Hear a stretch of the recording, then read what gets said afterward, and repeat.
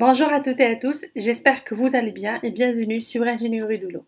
Je suis ravie de vous retrouver pour cette nouvelle série de cours consacrés à la gestion des réseaux et à l'amélioration des performances des réseaux d'eau potable.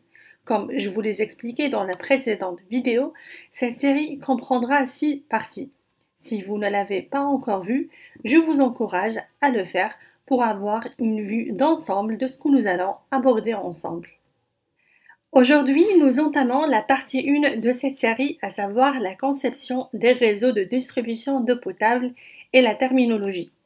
Dans cet épisode, nous allons explorer ensemble les fondamentaux de la conception des réseaux de distribution d'eau potable. Nous définirons les concepts clés, examinerons les différents types de réseaux et discuterons de leur importance cruciale pour assurer une distribution efficace et fiable de l'eau potable. Section numéro 1. Introduction à la conception des réseaux de distribution d'eau potable. La conception des réseaux de distribution d'eau potable est une étape cruciale pour garantir que l'eau potable atteint chaque utilisateur de manière efficace et sûre. Un réseau bien conçu assure une distribution uniforme, minimise les pertes de charge, les pertes d'eau et maintient une qualité d'eau adéquate. Cette conception nécessite bien sûr une compréhension approfondie des besoins en eau de la population desservie, des connaissances et des compréhensions des caractéristiques topographiques de la zone et des normes de qualité de l'eau. Deuxième section, terminologie clé. Donc, avant de plonger dans les types de réseaux, il est essentiel de comprendre quelques termes clés, à savoir tout d'abord réseau de distribution. Un réseau de distribution, c'est l'ensemble des infrastructures, y compris les canalisations, les pompes, les réservoirs et les stations de traitement, qui transportent l'eau potable depuis les sources d'eau ou les réservoirs jusqu'aux consommateurs finaux. Il est important de noter que ce réseau doit être conçu pour répondre aux besoins en eau en termes de quantité, de qualité et de pression. Deuxième terme, la pression.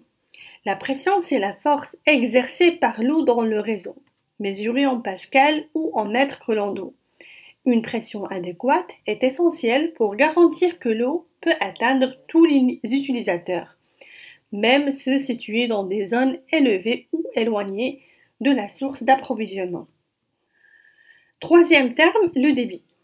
C'est la quantité d'eau circulant dans le réseau par unité de temps, généralement mesurée en litres par seconde ou en mètres cubes par heure.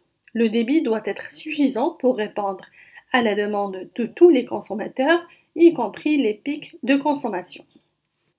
On a aussi comme terme perte de charge. C'est la diminution de pression due à la friction et obstacles dans le réseau, influençant la performance globale. La perte de charge est influencée par des facteurs tels que la longueur et le diamètre des canalisations, la rugosité des matériaux et les changements de direction de l'écoulement. Section numéro 3. Type de réseau de distribution. Maintenant que nous avons défini les termes de base, passons aux différents types de réseaux de distribution d'eau potable. Premièrement, réseau ramifié. Ce type de réseau ressemble à un arbre, avec des branches. Il a une structure hiérarchique où l'eau circule des conduites principales vers les conduites secondaires, puis vers les branches terminales. Chaque branche termine à un point de consommation sans boucle de retour. Comme avantage, il est simple à concevoir et à construire. Les coûts initiaux relativement bas et faciles à suivre pour la maintenance. Pour les inconvénients, il y a un risque de stagnation de l'eau dans certaines zones, ce qui peut affecter la qualité de l'eau. Il est également difficile de maintenir une pression uniforme sur tout le réseau et il peut être vulnérable en cas de rupture de la canalisation principale car il n'y a pas de voie alternative pour la circulation de l'eau. Deuxième type de réseau, réseau maillé, aussi appelé réseau en boucle. Il est constitué de conduites interconnectées formant une maille ou une grille.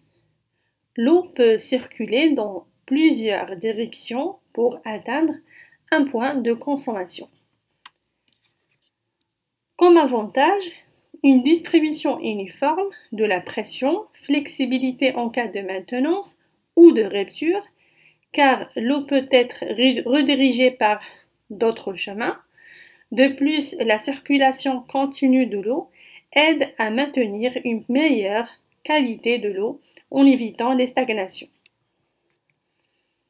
Comme inconvénient, coût de construction plus élevé en raison du besoin de plus de canalisation et de vannes. La conception et l'entretien sont également plus complexes, nécessitant une surveillance et une gestion plus sophistiquée. Troisièmement, réseau étagé. Ce type de réseau est conçu pour desservir des zones à différentes altitudes.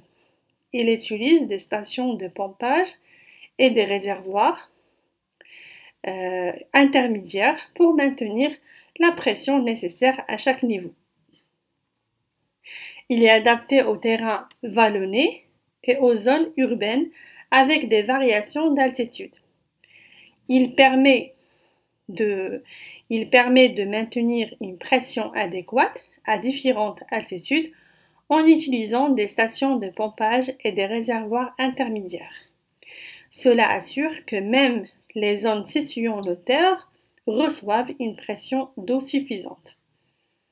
Concernant le coût de construction et d'exploitation est plus élevé en raison de la nécessité de pompes et de réservoirs supplémentaires. Et la gestion des niveaux de pression et des équipements de pompage nécessite bien sûr une planification et un entretien rigoureux. On passe maintenant à la section numéro 4, à savoir l'importance de la conception des réseaux. Une conception adéquate des réseaux de distribution d'eau potable est essentielle pour plusieurs raisons. Tout d'abord, en termes d'efficacité de la distribution. Une bonne conception assure que chaque consommateur reçoit une quantité suffisante d'eau avec une pression adéquate, même pendant les périodes de pointe de la demande. Cela est important pour la satisfaction des usagers et pour éviter les pénuries d'eau. Deuxièmement, en termes de qualité de l'eau.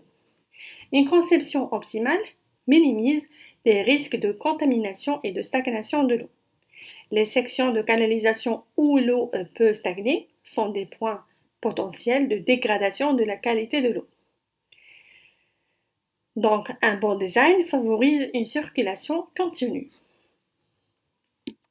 Troisième raison, c'est la durabilité, à savoir réduire les pertes d'eau dues aux fuites et prolonger la durée de vie des infrastructures.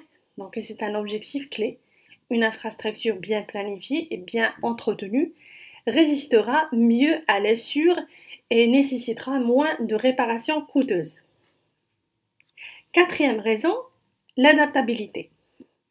Un réseau bien conçu permet des extensions et des modifications futures sans perturber le service existant. Cela est particulièrement important dans les zones en expansion ou en développement rapide, où les besoins en eau peuvent augmenter avec le temps. On passe maintenant à la section numéro 5, à savoir étape de la conception d'un réseau de distribution. Pour concevoir un réseau de distribution d'eau potable, plusieurs étapes doivent être suivies, à savoir analyse des besoins en eau, étude topographique, sélection du type de réseau, dimensionnement des canalisations et des composants, simulation hydraulique, planification de la maintenance.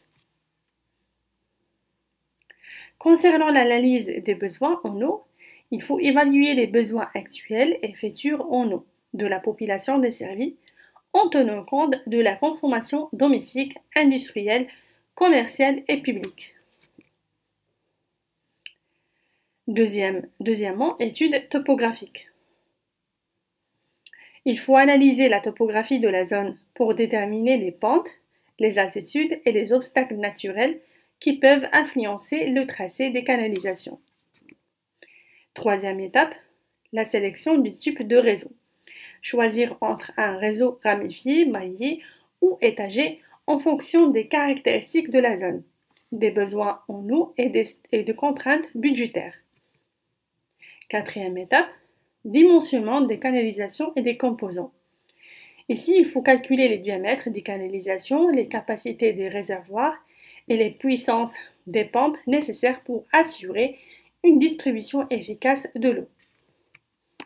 Cinquième étape, simulation hydraulique.